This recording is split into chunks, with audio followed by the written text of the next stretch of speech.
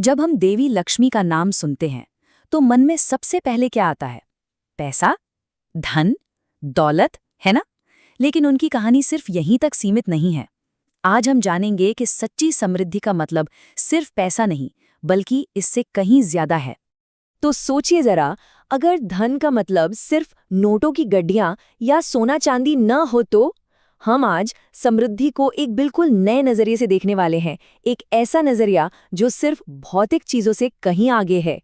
और इसे समझने की चाबी है लक्ष्मी के 8 विशेष स्वरूप। चलिए शुरू करते हैं पहले हिस्से से। लक्ष्मी, धन से कहीं ज्यादा। आइए देवी के उन 8 स्वरूपों के समूह को समझते हैं जिन्हें हम सब अष्टलक्ष्मी के नाम से जानते हैं।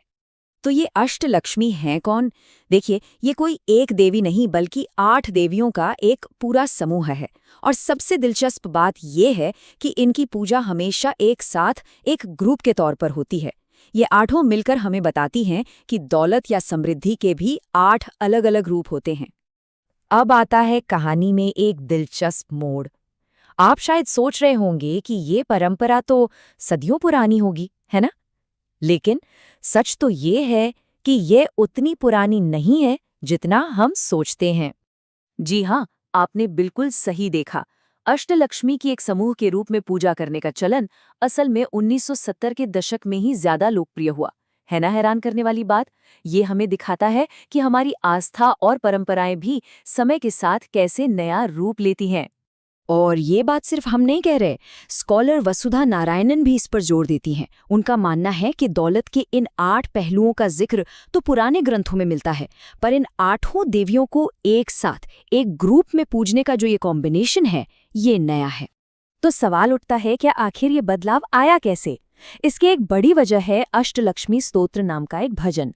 जब यह भजन 1970 के दशक में सामने आया और लोकप्रिय हुआ, तो इसने इन 8 देवियों की एक साथ पूजा को मानो एक नई पहचान दे दी। और फिर ये प्रथा दक्षिण भारत से निकलकर पूरी दुनिया में फैल गई। तो चलिए अब एक एक करके इन 8 देवियों से मिलते हैं और जानते हैं कि सच्ची समृद्धि के ये 8 चेहरे कौन-कौन से हैं। सबसे पहले हैं आदि लक्ष्मी। आदि का मतलब है सबसे पहली या मौलिक। ये हमें वो दौलत देती हैं जो खरीदी नहीं जा सकती। मन की शांति, आध्यात्मिकता और खुद से जुड़ने का एहसास। कह सकते हैं कि यही असली दौलत की बुनियाद है। अब आती हैं धन लक्ष्मी।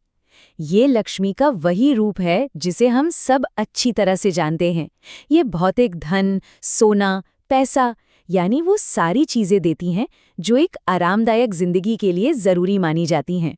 फिर है धान्य लक्ष्मी। धान्य मतलब अनाज। ये कृषि की देवी है जो हमें भोजन और पोषण का आशीर्वाद देती है।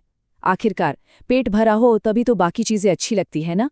ये प्रकृति से मिलने वाली समृद्धि है। गज यानी हाथी। गज लक्ष्मी का संबंध पशुधन से है। जैसे पुराने जमाने में गाय बैल सबसे बड़ी दौलत होते थे, हाथियों के साथ उनका चित्रण शक्ति, राजसी ठाट बाट और प्रचुरता को भी दिखाता है। इसके बाद है संतान लक्ष्मी, जो परिवार और बच्चों का सुख देती हैं। बहुत से लोगों के लिए तो यही जिंदगी की सबसे बड़ी दौलत होती है कि नहीं? ये उसी समृद्धि का प्रतीक है। अब बात करते हैं धैर्य लक्ष्मी की, जिन्हें वीर लक्ष्मी भी कहते हैं। ये हमें वो दौलत देती हैं जो अंदर से आती है। हिम्मत, साहस और मुश्किल से मुश्किल हालात से लड़ने की ताकत। विजय लक्ष्मी, जैसा कि नाम से ही जाहिर है, जीत का वरदान देती हैं। और ये जीत सिर्फ जंग के मैदान में नहीं, बल्कि जिंदगी की हर छोटी बड़ी लड़ाई में, हर रुकावट को पार करने में मिलने वाली सफलता है। और इस लिस्ट में आखिरी है विद्या लक्ष्मी। ये हमें ज्ञान की दौलत देती है। कला, विज्ञान, हर तरह की समझ। ये हमें याद दिलाता है कि सीखना और जानना भी अपने आप में एक बहुत बड़ी समृद्धि है। तो अब जब हम इन 8 स्वरूपों को जान गए हैं, तो सवाल ये है कि लोग इनकी पूजा कैसे करते हैं। चलिए देखते हैं कि मंदिरों में और घरों में इनकी पूजा का तरीका कैसे अलग है। देखिए, मंदिरों में पूजा का एक व्यवस्थित तरीका होता है। वहाँ अक्सर 8 छोटे-छोटे मंदिर एक खास पैटर्न में बने होते हैं।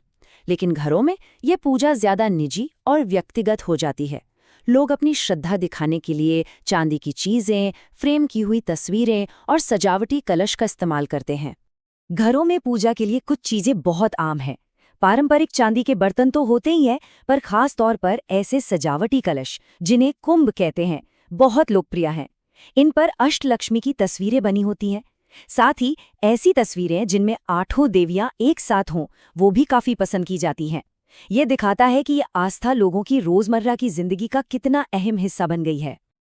अब आते हैं हमारे आखिरी हिस्से पर। ये जो पूजा 1970 के दशक में दक्षिण भारत से शुरू हुई, वो अब सिर्फ वहीं तक सीमित नहीं रही है। ये एक ग्लोबल फेथ, एक वैश्विक आस्था बन चुकी है। पहला अष्टलक्ष्मी मंदिर 1974 में चेन्नई में बना था, लेकिन आज देखिए ये परंपरा कहाँ-कहाँ पहुंच चुकी है। भारत के हैदराबाद से लेकर ऑस्ट्रेलिया के सिडनी और अमेरिका के ह्यूस्टन और कैलिफोर्निया तक आपको इनके मंदिर मिल जाएंगे। इससे पता चलता है कि समृद्धि का ये जो पूरा कॉन्सेप्ट है, ये दुनिया भर के लोगों को अपनी तरफ खींच रहा है। तो आखिर में एक सवाल पर आकर रुकते हैं। आज के इस भाग-दौड़ भरी जिंदगी में, जहां हम सब एक अच्छी लाइफ की तलाश में हैं और हमारी परिभाषाएं भी बदल रही हैं, ऐसे में क्या एक प्राचीन देवी का ये आधुनिक रूप हमें सच्ची समृद्धि का, असली खुशहाली का रास्ता दिखा सकता है? ये एक ऐसा सवाल है जिस पर सोचना तो बनता है। Please like, share and subscribe.